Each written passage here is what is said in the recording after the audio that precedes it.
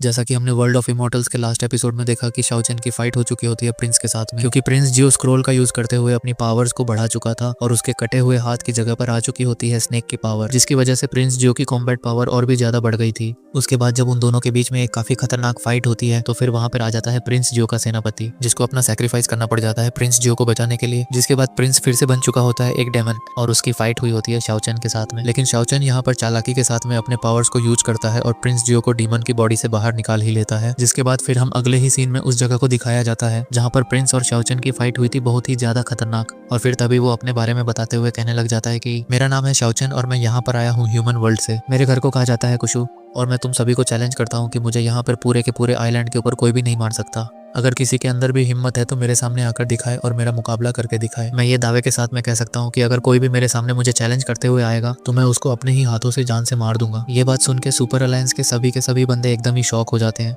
यारत कहता है कि आखिर ये शाओ चेन क्या कर रहा है, ये क्या करना चाहता है। ड्रैगन आइलैंड के हर किसी को चैलेंज करना ये तो उसके लिए बहुत ही बड़ी मुसीबत को भी खड़ा कर देगा। ये बात सुनकर तभी वहां पर मौजूद एक बंदा ये कहने लग जाता है कि नहीं, वो मुझे बहुत ही ज्यादा स्मार्ट लग रहा है, क्योंकि हम में से हर कोई जानता है कि यहाँ पर जो कोई भी खुद से उसके साथ में फाइट करने के लिए जाएगा तो अलायंस का कोई भी मेंबर उसका साथ देने के लिए नहीं जा पाएगा। अब ये डिपेंड करता है उस पर्सन के ऊपर कि क्या वो वाकई में उनके साथ में फाइट करना भी चाहता है या नहीं। क्योंकि अगर तुम्हारा मसला सच में उसके साथ में है तो तुम्हें उसके साथ में फाइट करने के लिए जाना चाहिए। फिर वहीं पर मौजूद मास्टर वैंग हाउ ये कहने लग जाता है कि वाकई में इस लड़के में हिम्मत तो है, इसी वजह से मुझे ऐसा लगता है कि आज जितनी भी फाइट्स होंगी उन सभी में यही लड़का ही जीतेगा। ये बात सुन के तभी यान किंग चेंग ये कहने लग जाती है कि नहीं, मुझे ऐसा नहीं लगता कि केवल वही जीतेगा, क्योंकि अभी उसका मुकाबला एक असली ताकत के साथ में नहीं हुआ। जब शाओ चेन यहाँ से आगे बढ़ रहा होता है प्रिंस की तरफ, जो कि मरी हुई हालत में हो चुका था, शाओ चेन तो गुस्से के साथ में बढ़ रहा था क्योंकि वो आज इसका यहीं पर ही खेल खत्म करना चाहता है। लेकिन तभी हमें शाओ चेन के पीछे से एक काफी तेज और चमकती हुई चीज नजर आती है, जो होता है एक बहुत ही ज्यादा पावरफुल स्पीयर। इसी वजह से प्रिंस शाओ चेन से कहने लगता है कि चलो साथ में ही मरते हैं, क्योंकि मैं अकेले तो मरने नहीं वाला, तुम्हें भी साथ में ही मरना होगा। कि इसलिए वो तेजी के साथ में शाओ चेन को पकड़ने के लिए आगे बढ़ रहा था ताकि सामने से आता हुआ स्पीयर इन दोनों के ही सीने में उतर जाए। लेकिन शाओ चेन काफी ज्यादा चालाक और फास्ट होता है, इसी वजह से उसने तुरंत ही अटैक को डॉज करते हुए वो जो स्पीयर होता है वो प्रिंस जियो के सीने के आर पार ही निकाल दिया था। और ऑब्वियसली बहुत ही ज्यादा स्ट्रॉन्ग स्पीयर होता है, इसी वजह से उसका बचना अब बहुत ही ज्यादा मुश्किल था। प्रिंस मरते हुए सोच रहा होता है लिंगर के बारे में, क्योंकि वो उसे प्यार करने लगा था। उसके एंड टाइम में उसे केवल लिंगर याद आ रही होती है, उसकी हंसी, उसका बोलना, ये सब कुछ चल रहा था प्रिंस जियो के दिमाग में। जिसके अगले ही पल फिर यहाँ पर प्रिंस जियो गिरकर उसकी मौत हो जाती है, जिसने अपने इन आखिरी लम्हों में केवल याद किया था तो लिंगर को। देख के तो ऐसा लगता है जैसे कि उसे कोई जरा सा भी फर्क नहीं पड़ा उसके मरने से। शाओ चेन जैसे ही थोड़ा सा आगे बढ़ा होता है तो फिर उसी मूवमेंट पर उसके पीछे से आ जाता है एक बंदा, जो कि होता है क्वीन चंग का साथ, और उसका नाम होता है रैन। और इस बार उसी ने ही चैलेंज किया होता है शाओ चेन को फाइट करने के लिए। जो फाइट कितनी ज्यादा खतरनाक और इंटेंस होने वाली है ये तो आगे ही पता चलेगा। जिस फाइट का इंतजार सभी के सभी लोग कर रहे होते हैं, और किंग चेंग तभी लिंगर से बोलने लग जाती है कि आपको ये शो देखना चाहिए, क्योंकि पिछली वाली फाइट से भी ज्यादा इंटरेस्टिंग ये वाली फाइट होने वाली है। और अब क्योंकि रेन ने खुद से ही शाओ चेन को चैलेंज किया है, इसी वजह से अलायंस का कोई भी मेंबर उनके बीच में नहीं जा सकता।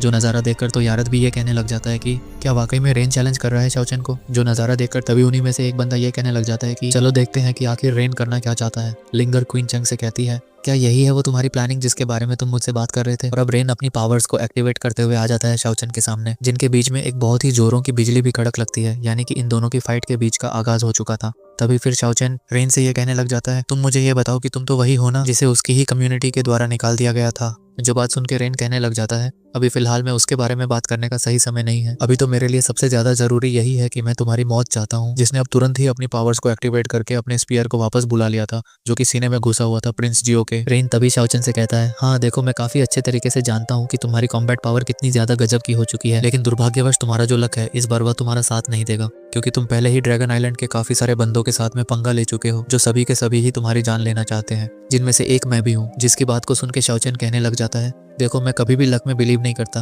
मुझे भरोसा है खुद पर, मुझे भरोसा है अपनी खुद की शक्ति पर, क्योंकि वही इकलौती ऐसी चीज है जो कि मुझे बचाती है। और तभी शाओ चेन ने भी एक्टिवेट कर ली होती है अपनी स्पिरिचुअल रिंग्स, जिनकी मदद से वह फाइट करने के लिए एकदम रेडी हो चुका था। और अगले ही पल इन दोनों के बीच में एक काफी खतरनाक फाइट भी होने लगती है, जहाँ पर रेन बहुत ही ज्यादा खतरनाक तरीके से अटैक कर रहा होता है शाओ चेन के ऊपर उसको मारने के लिए। लेकिन शाओ चेन भी कोई आम बंदा तो होता नहीं है जो कि इतनी आसानी के साथ में हार मान जाए या उसकी हालत खराब हो जाए। शाओ चेन के केवल एक ही अटैक ने रेन को काफी पीछे तक धकेल दिया था और वह दोबारा से भी हमला करने के लिए आ चुका था। शाओ चेन के इस पच रिंग्स के अटैक्स वाकई में बहुत ही ज्यादा खतरनाक होते हैं। जो नजारा देखकर रेन उसे कहने लग जाता है, क्या तुम ये अपने ह्यूमन वर्ल्ड के वॉरियर टेक्निक्स को यूज कर रहे हो मेरे ऊपर। लेकिन मैं तुम्हें यह बता दूं कि यह बहुत ही ज्यादा कमजोर है मुझ जैसे गॉड को हराने के लिए। जिसे कि अब शाओ चेन काफी तेजी के साथ में उसी के करीब ही पहुंच जाता है उसे मारने के लिए। शाओ चेन भी उससे कहता है, हाँ देखो, मैं भी जानता हूँ कि ये पावर काफी नहीं है तुम जैसे बंदे को जान से मारने के लिए। इसी वजह से वह बार बार और लगातार अपने रिंग्स के अटैक्स पर अटैक करते ही जा रहा था उसके ऊपर। जो चीज देखकर अब तभी रेन शाओचन से कहने लग जाता है, अब बस बहुत हो गया, मुझे होल्ड बैक करने की अब और ज्यादा जरूरत नहीं है। यहाँ तक कि उसने तो अपने स्पीयर को भी फेंक दिया था और वह और भी ज्यादा पावर्स को एक्टिवेट करने लगता है फाइट करने के लिए, जिसकी वजह से वाकई में यह बंदा बनने लगता है गॉड लेवल बीइंग। और वह शाओचन से ये भी कह रहा था, मैं तुमसे एक छोटी सी इजाजत चाहता हूँ,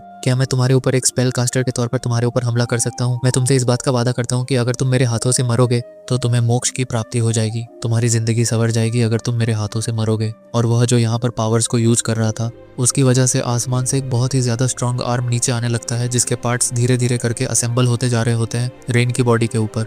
और वह देखने में भी किसी गॉड लाइक बीइंग के जैसे लगने भी लगता है, जिसकी की पूरी बॉडी के अंदर मानो ऐसा लग रहा था जैसे थॉर की बिजली दौड़ रही हो। शाओचन रेन से कहने लग जाता है, तुम एक ऐसे बंदे हो जो कि एक औरत का सहारा लेते हो।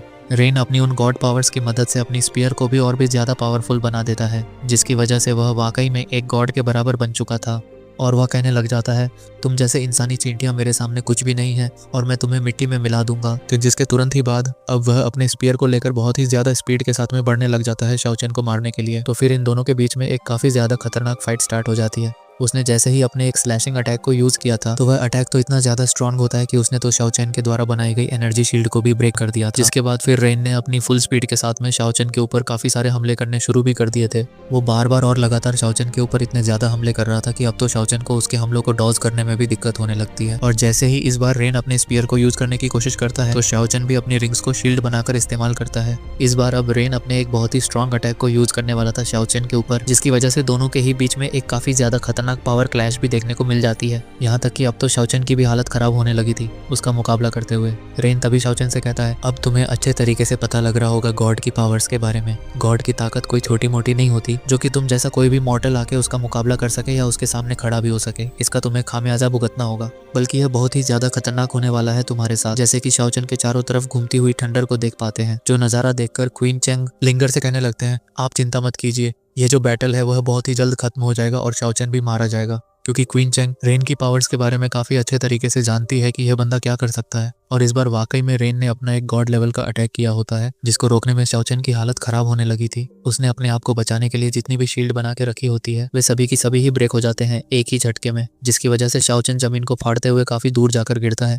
लेकिन यह शाओचन है जो कि इतनी जल्दी हार मानने वाला नहीं था। वह दोबारा से अपनी रिंग्स को यूज करने लगता है, जो कि अपने कई सारे ब्लेड अटैक्स को करने के लिए जा रही होती है रेन के ऊपर, जिनसे अपने आप को डिफेंड करने के लिए रेन पहले से ही तैयार था। बल्कि वह तो अपनी स्पेल कास्टर वाली पावर को भी यूज करने लगता है, जिसकी वजह से अब वह सबसे पहले यहाँ पर शाओचन को इंजर्ड करता है और अपनी स्पीयर का अटैक करते हुए शाओचन की बॉडी को पूरी तरीके से जकड़ ही लिया था। वह कहता है, शाओचन इस बार तुम्हें गॉड के जजमेंट का मुकाबला करना होगा, जिसको रोकने के लिए इस बार तो शाओचन भी अपनी पूरी ताकत लगाने लगता है जितनी भी उसके अंदर बची हुई थी।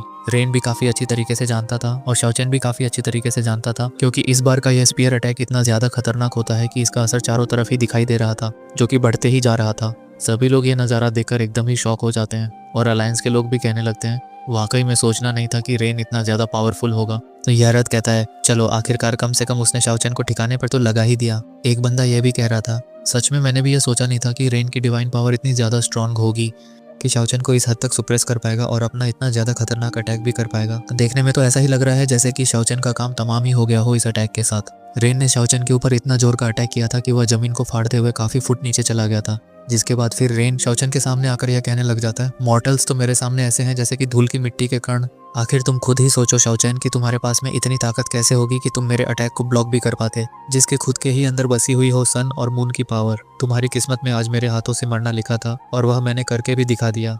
तभी फिर शाओचन का नज़ारा दिखाया जाता है, जिसकी बॉडी बहुत ही बुरी तरीके से इंजर्ड हो गई थी। उसे पूरी बॉडी से ब्लीडिंग हो रही थी। रेन को पूरा यकीन हो चुका था कि अब यह बंदा बचेगा नहीं बल्कि मरेगा इसी वक्त ही। शाओचन की बॉडी से निकलता हुआ रक्त इस बात का सबूत था कि अब वह और ज्यादा फाइटिंग नहीं कर पाएगा। तभी फिर हमें वही ब्रेसलेट दिखाई देता है जो कि शाओचन को दिया था उसके खास इंसान ने। शाओचन की हालत अब बहुत ही ज्यादा खराब हो गई होती है। इसी वजह से अब वह अपने आप को देख पाता है कि शाओचन के अंदर, जहाँ पर उसकी लवर अभी भी उसका वेट कर रही थी, तभी हम शाओचन के स्पिरिचुअल वर्ल्ड को भी देख पाते हैं और उसकी स्पिरिचुअल बॉडी की भी हालत काफी ज्यादा खराब हो गई थी, जिसके बगल में वहीं पर डला हुआ होता है लाइफ इनेक्टर का क्रिस्टल, जो कि तभी अपने आप को तोड़ता है और बदल लेता है रोज की स्पिरिचुअल बॉडी में, जो कि अभी भी ह्यूमन वर्ल्ड में इंतजार कर रही है शाओचन के वापस लौटने का, जो कि अब इसी वर्ल्ड के अंदर धीरे धीरे करके अपने कदमों को बढ़ा रही थी शाओचन की तरफ, क्योंकि अब उसकी बॉडी को केवल और केवल कोई महाशक्ति ही बचा सकती है। इसी वजह से अब वह शाओचन के पास में पहुंच जाती है। तो वह कहता है, रुओ।